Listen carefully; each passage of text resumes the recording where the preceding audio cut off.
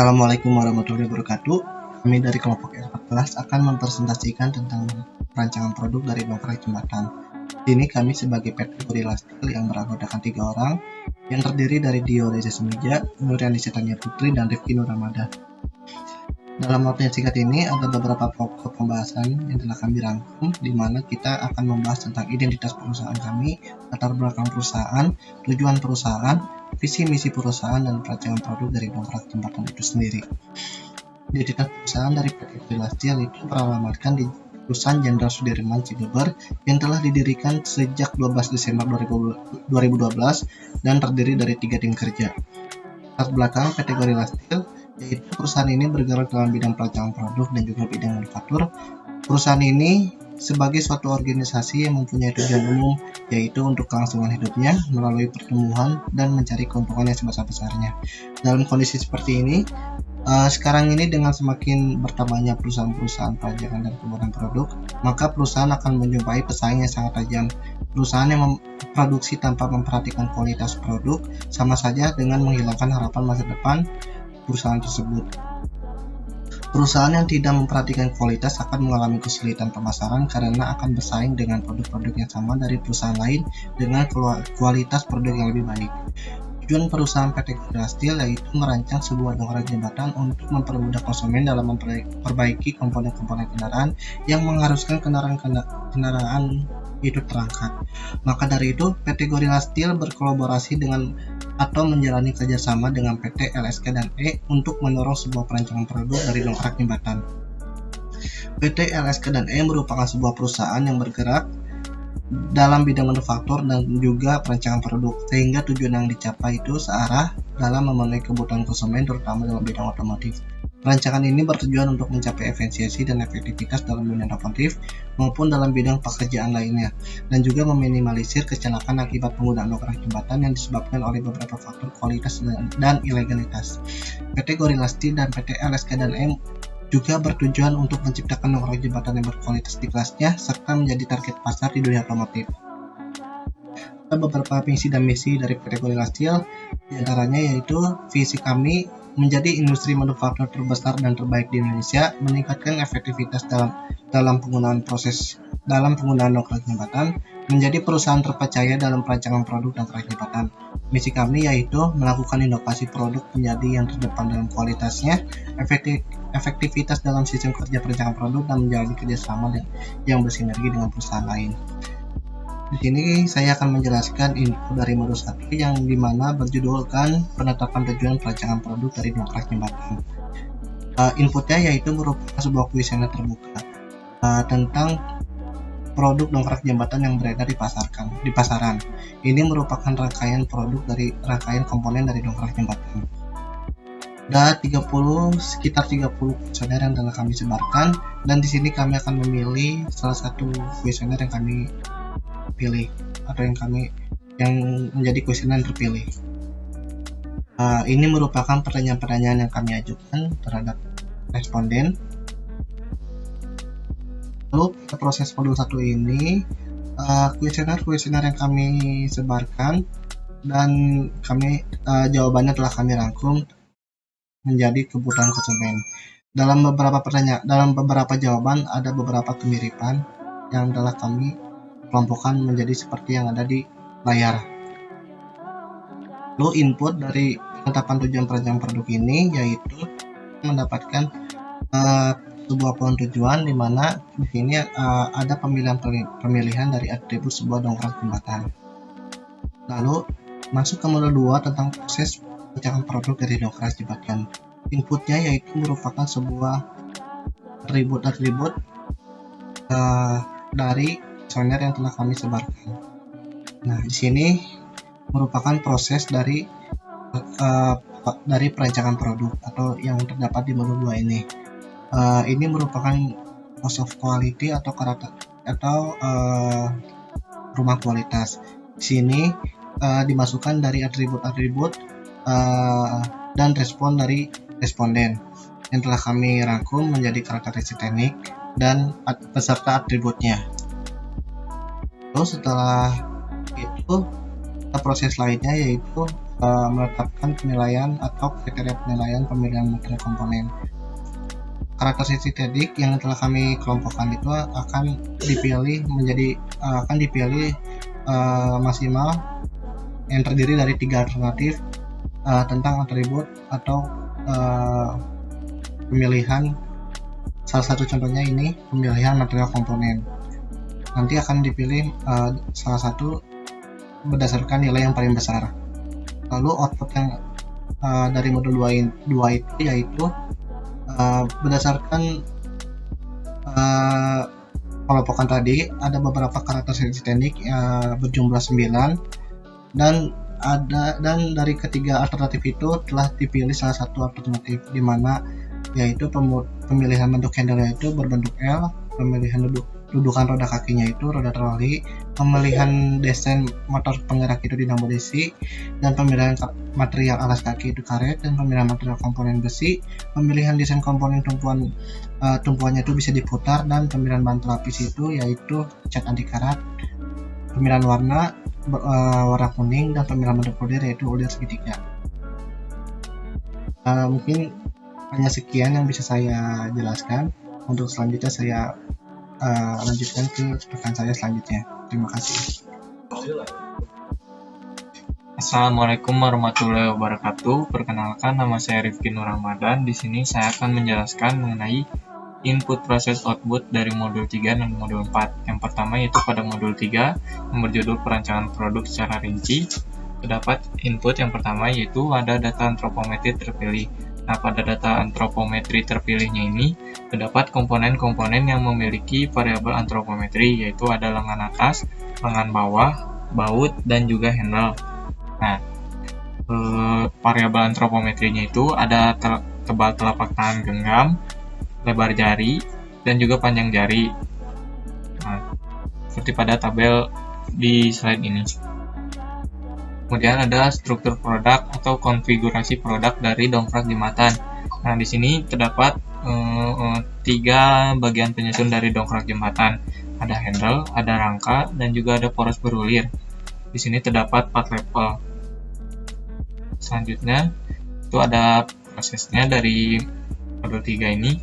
Ada uji keseragaman data. Nah, pada uji keseragaman data ini menggunakan software dari SPSS untuk menentukan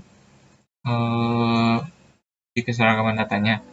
Nah, setelah pertama yaitu memasukkan data-data yang sudah disediakan sebelumnya, yaitu ada 30 data, dimasukkan ke dalam software SPSS-nya, kemudian dipilih klik Analyze Quality Control Chart, kemudian pilih Individual Rank, lalu klik Define, kemudian pilih variabelnya, lalu diberi centang pada above plus 3 sigma dan below plus min 3 sigma. Kemudian akan keluar outputnya dari software SPSS-nya tersebut, grafik seperti pada gambar di slide ini, menunjukkan bahwa keterangannya yaitu data in control. Kemudian uji kenormalan datanya juga sama seperti tadi menggunakan SPSS dan didapatkan hasil senilai 0,198, itu lebih besar dari 0,05, maka dinyatakan normal.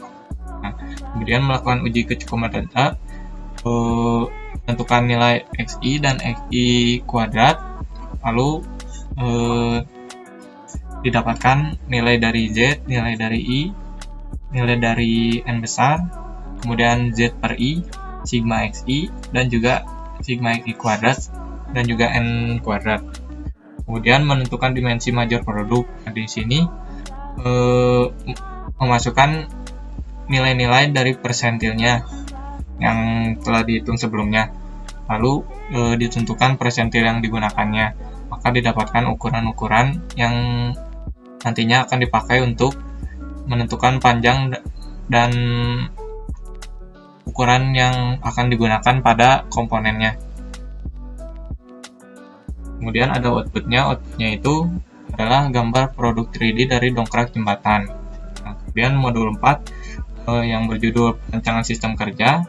Di sini ada inputnya yang pertama gambar 3D dari dongkrak jembatannya yang telah dibuat sebelumnya. Kemudian ada uraian proses pemesinan. Uraian proses permesinan ini dibuat untuk mengetahui waktu dari pembuatan komponennya. Kemudian ada uraian proses perakitan, terdapat 25 urutan proses. Kemudian prosesnya yaitu ada pengujian data pengukuran waktu. Di sini pertama-tama melakukan uji keseragaman data, sama seperti sebelumnya, menentukan batas kendali atas, batas kendali bawah, dan juga nilai X-bar-nya. Kemudian didapatkan grafik yaitu seperti pada slide di sini. Kemudian melakukan uji kecukupan data dan dapatkan hasil yaitu keputusannya yaitu tolak. Nah, kesimpulannya data tidak cukup untuk tingkat ketelitian dan tingkat keyakinan tersebut, maka masih diperlukan yaitu sebanyak 9.961 kali pengukuran lagi, maka data diasumsikan cukup. Kemudian ada perhitungan waktu baku. Yang pertama, menentukan dulu waktu siklusnya seperti pada rumus di slide ini, dan didapatkan hasil sebesar 11,69 detik.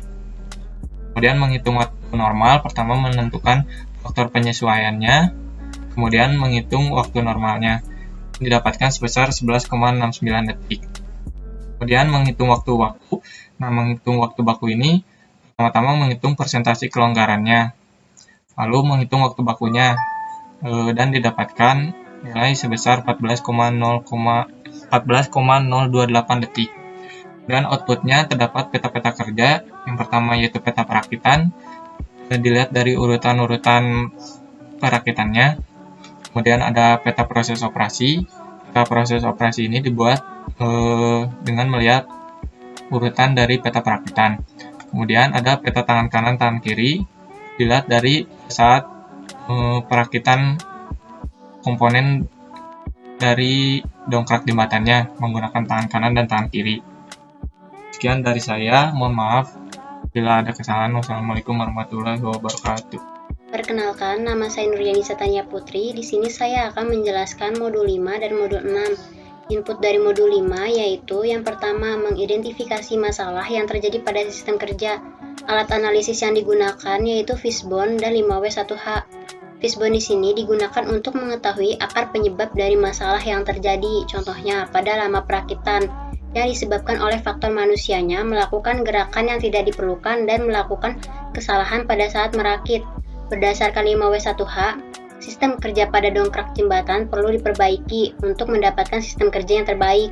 Agar tidak melakukan kesalahan-kesalahan yang sama, perlu dilakukan perbaikan secara terus-menerus atau continuous improvement. Kemudian ada data hasil perakitan usulan.